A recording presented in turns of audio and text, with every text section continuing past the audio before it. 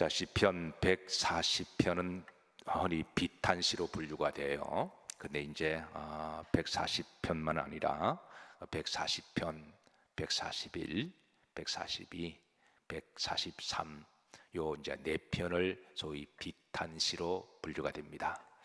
자, 비탄이라고 하는 것은 매우 슬퍼하고 그리고 탄식하며 심지어 이제 너무 고통스러워서 이제 우는 것을 통곡하는 것을 우리가 비탄하다라고 이제 그렇게 말을 하죠. 이 네 편의 이제 저자는 다윗입니다. 그래서 이 네 편의 비탄시가 자, 다윗은 한평생 이제 인생을 살아가면서 겉으로 보면 정말 다윗 왕이라고 하는 그를 수식하는 직함이 있어서 우리가 왕이 주는 어떤 연상법이 있죠. 권세도 있고 그리고 뭐 물질 걱정 없이 살았을 것이라고 생각하고 그리고 이제 주변에 많은 사람들이 있을 것이고 그래서 호의호식한다 생각하지만 성경을 어느 정도 아시는 분들은 아마 다윗처럼 인생의 굴곡진 여정을 사망이 엄침한 골짜기를 걸어온 사람도 드물 것입니다. 아마 다윗도 여러 번의 비탄적인 인생을 경험하는데요. 결론적으로 다윗이 그런 이제 비탄을 통해서 하나님의 레슨을 발견하고 그 고통과 아픔과 슬픔을 통해서 그의 신앙과 인격과 영성을 잘 마무리함으로써 마지막 끝날까지 하나님 주신 그 존귀한 지감을 잘 마무리했던 것을 우리가 알게 돼요. 그래서 오히려 다윗은 이 비탄을 통해서 이제 더 겸손해지고 또 이제 하나님의 주신 레슨을 깨닫고 또 그 비탄을 통해서 모았던 지혜를 통하여 또 이제 하나님 주신 사명을 잘 감당했던 것으로 보아서 비탄은 단순하게 슬퍼하고 고통받는 인생의 선잔이 아니라 오히려 더 그 생을 더 부유하게 하고 더 폭넓게 하고 더 많은 사람들을 품을 수가 있다면 그리고 하나님의 뜻을 발견한다면 우리 인생에도 이런 비탄도 하나님의 뜻이 있는 줄로 믿습니다. 그래서 성경에 보면 잠언서에죠. 우리가 잔치집에 자주 가는 것보다도 이제 장례식장에 좀 더 자주 가는 것이 인생의 레슨을 더 많이 발견할 것이다. 그렇게 가르쳐 주고도 있는 것도 그런 맥락을 같이 하는 거죠. 이 네 편의 비탄시를 통해서 우리는 다윗이 이제 어떤 종류의 인생의 비탄을 경험했는지 우리가 조금 더 들여다볼 거예요. 아마 여러분들이 생각하실 때 다윗의 비탄은 아마 얼핏 생각하시면 아마 악인들로 인해서 쫓겨다니고 거의 죽음을 경험하고 온갖 모험을 당했던 그런 악인들로 인하여 아마 비탄적인 삶이 있었을 것이라고 추정이 되고요. 그 사울 왕과 그 사울 왕의 이제 권력의 그 이제 시녀들이 다윗을 역적모의하고 죽이려고 얼마나 그 11년 동안 들깨처럼 다윗을 추죽케 하잖아요. 그래서 그 광야에서 비 맞은 들깨처럼 돌아다니고 그래서 그때 다윗이 인생의 큰 비탄을 아마 경험했을 거예요. 또 다윗의 비탄하면 얼핏 떠오르는 게 어떤 비탄이 있을까요? 사랑하는 아들이 죽었을 때 사랑하는 이제 아내 바세바와 낳은 아들 그 아들이 죽었을 때 그때 하나님 앞에 울며 금식하고 아들을 살려주실 것을 기도했을 때 근데 하나님은 끝내 그 아들을 데려가시거든요. 그때 그 다윗이 한 아비로서 또 남편으로서 얼마나 가슴이 찢어지는 비탄이 있었을까요? 또 어떤 비탄이 있을까요? 다윗이 이제 장성한 아들 압살롬이 애비를 죽이겠다고 대낮에 이렇게 이제 나라를 뒤집고 또 다윗이 이제 또 자다가 파전맛밤으로 도망가면서 뒤돌아보면서 아들 압살롬을 향해서 내 아들 압살롬아 울면서 도망갈 때 그래서 거의 1년 2년 동안에 이제 도망다닌 신세가 되면서 또 그때 또 얼마나 또 마음이 비탄했을까요?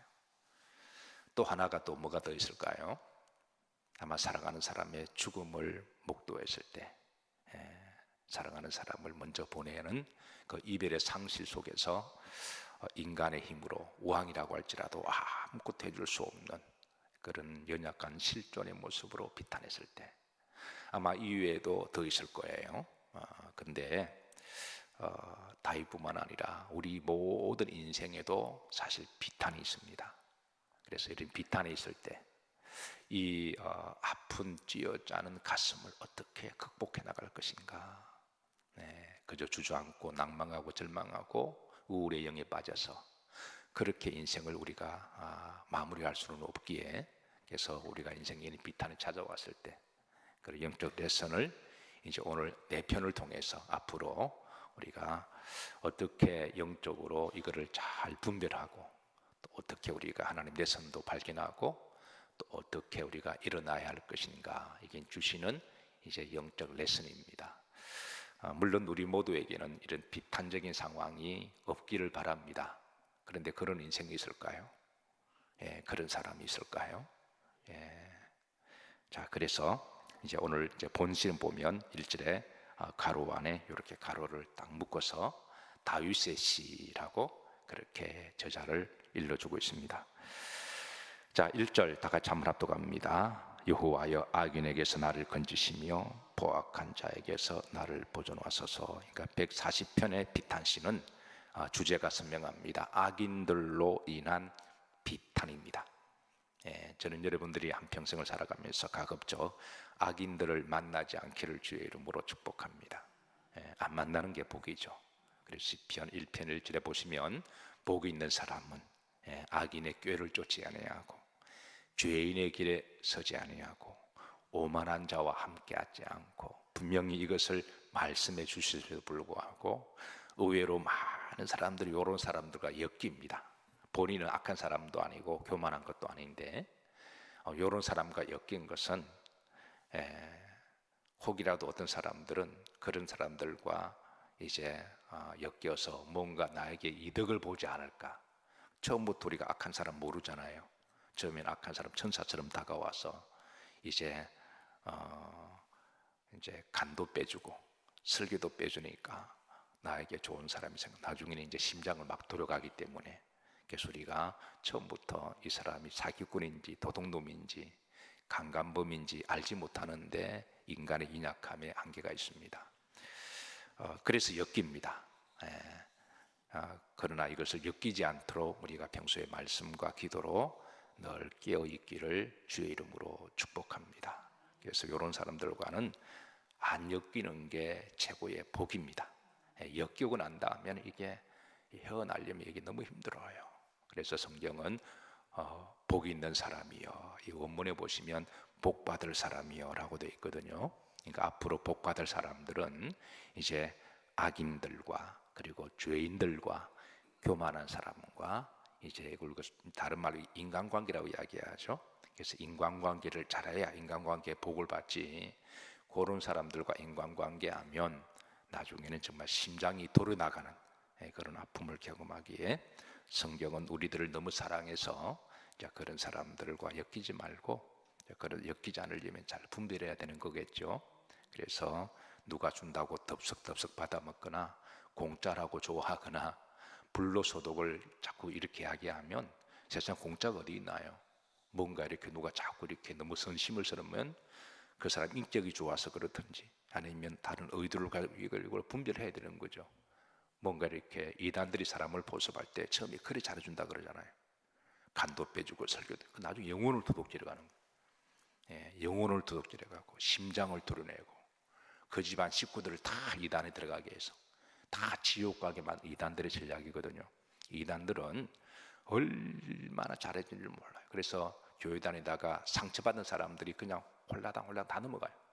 교회에서 이 사람 저 사람 상처받은 사람을 접근해 가지고 그냥 그렇게 잘해주는데, 그래서 우리가 인간적으로 잘해주는 것하고 영적으로 분별하는 것은 그것도 다른 문제니까, 그래서 평상시에 여러분 말씀과 또 성령으로 늘 깨어 있으시기를, 가급적 이런 사람들과 엮이지 말기를 주의 이름으로 축복합니다.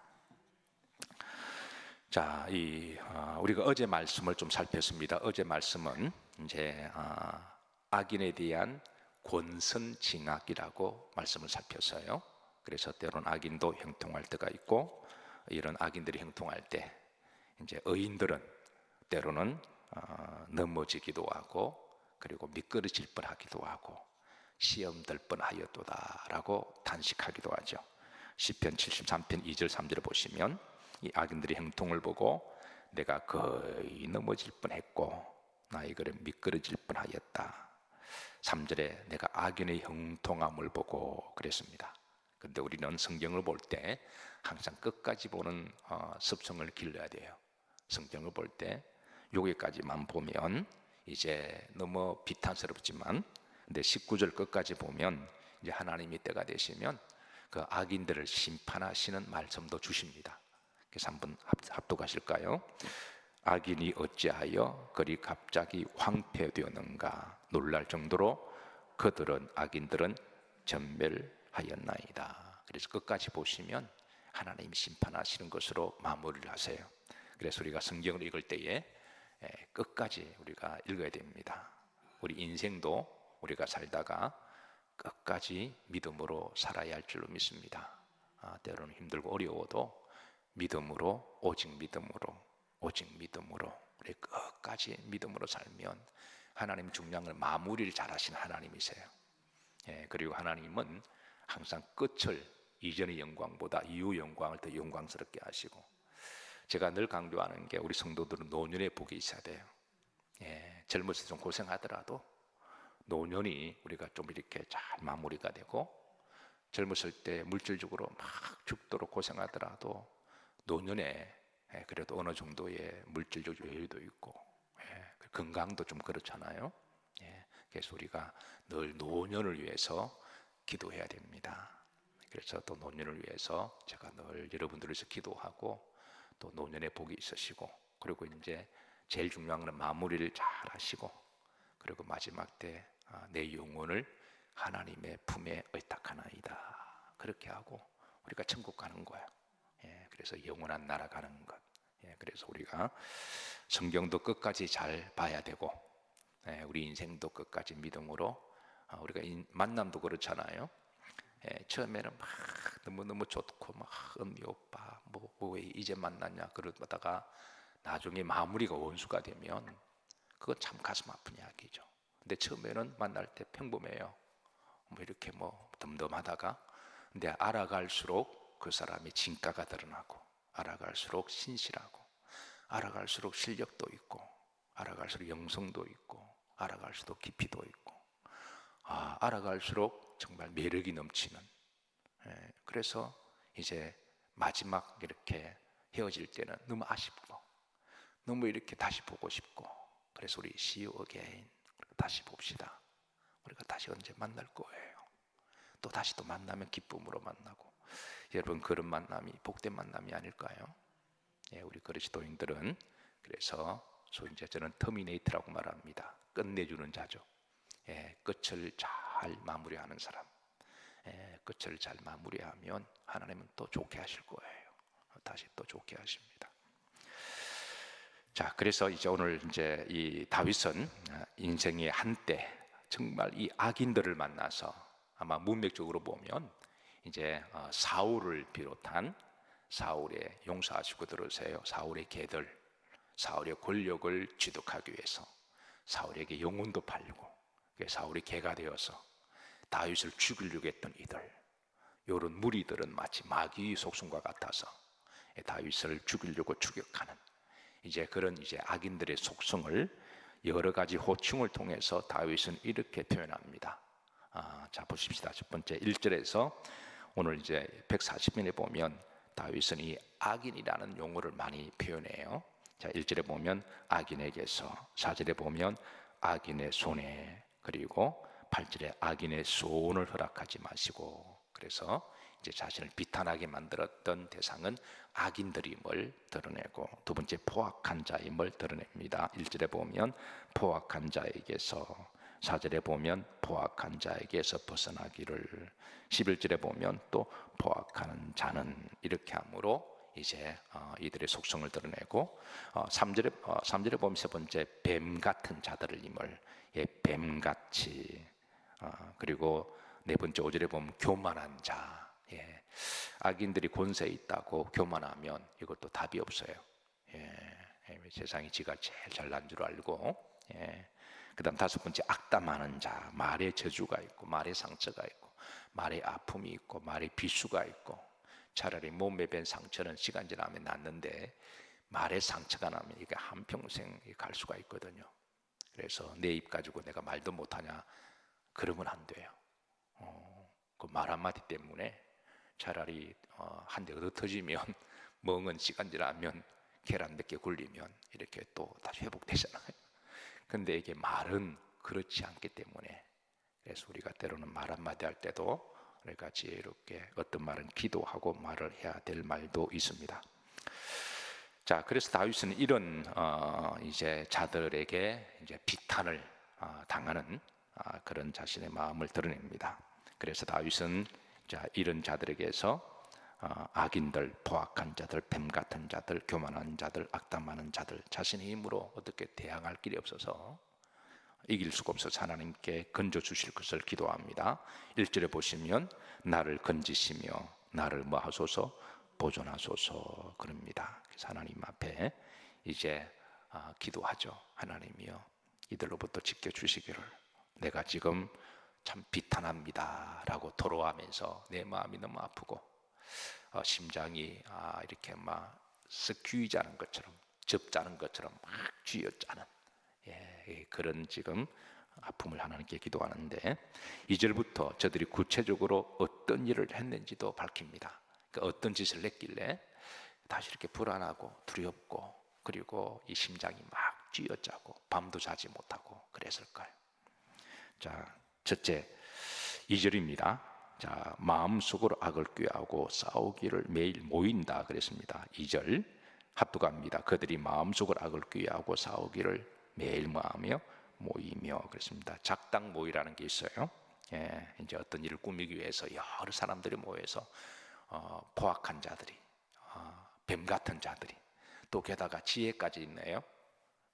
차라리 나쁜 사람이 머리가 나쁘면 그래도 괜찮은데 머리가 너무너무 좋은 사람들이 지혜까지 있습니다. 악한 자입니다. 이런 자들이 모여서 작당 모의하면 이거는 대책이 없어요. 불안해서 두려워서 이건 어떻게 할 길이 없는 거죠. 자, 두 번째입니다. 3절에 이들은 뱀 같은 자들임을 드러냅니다. 뱀 같은 자들. 그리고 3절 흐른데 보면 뱀도 독이 있는 뱀이 있고 독 없는 뱀이 있죠. 이제 독 없는 뱀은 괜찮아요. 꽃뱀 같은 경우는 그냥 뭐 물려도 괜찮아요. 뭐 꽃뱀이니까. 근데 이 살모사 같은 경우는 이거는 다른 겁니다. 이거는 독 있는 거는 이거는 다른 거예요. 저들은 자, 3절 보면 독사에 독이 있나이다 그랬습니다. 이게 가로 열고 셀라가 있죠. 셀라. 이게 일종의 이제 아멘이라는 말인데요. 다윗이 얼마나 두렵고 무서웠으면 그게 한 방에 물리면 그냥 가버리거든요. 그러니까 이렇게 기도하고 하나님 나를 도와주소서라고 하는 그런 이제 주임새 같은 신앙 고백을 하죠. 자, 셋째입니다. 그들이 나의 걸음을 밀치려합니다. 4절인데 우린 들어보면 그들은 나의 걸음을 밀치려하나이다 그랬습니다. 걸어가는데 뒤에서 확 미는 경우. 이거 여러분 유대 광야, 이 다윗이 이제 유대 광야에서 목동지기를 했거든요.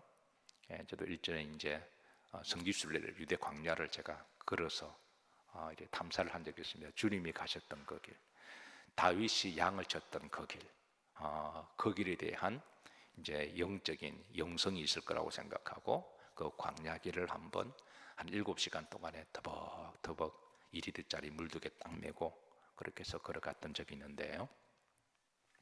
그 광야 길은 이렇게 가다 보면 이렇게 잎이 낭떠러지기가 있습니다. 정말 이렇게 한 발 잘못 디디면 그냥 이렇게 떨어지는 그 낭떠러기가 이렇게 있는데요.